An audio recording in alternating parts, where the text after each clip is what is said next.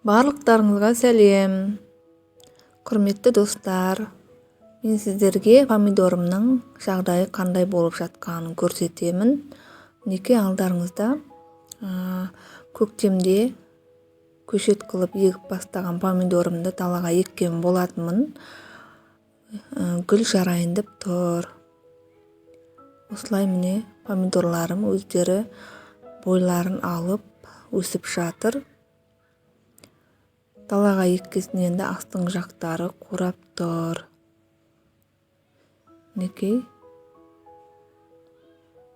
әрқайсынан бутон ашайын деп тұр.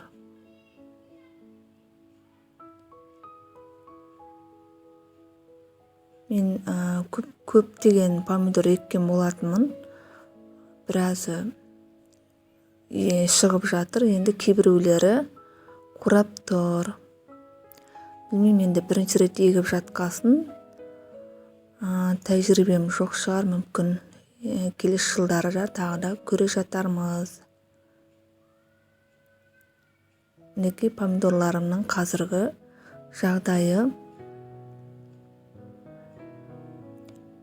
осындай. Енді осыларды ары қарай гүлдеп кету үшін, гүл ашу үшін мен йодтың бір тамшысын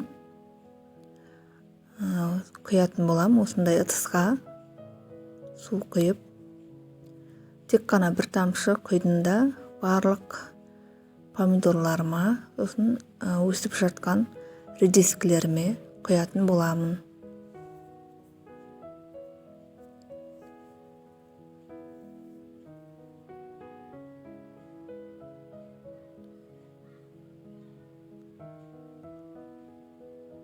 Редискілерімнің жағдайы осындай.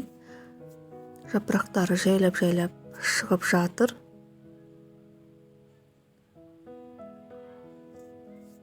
Далаға еккесін енді осындай топырақтар араласады.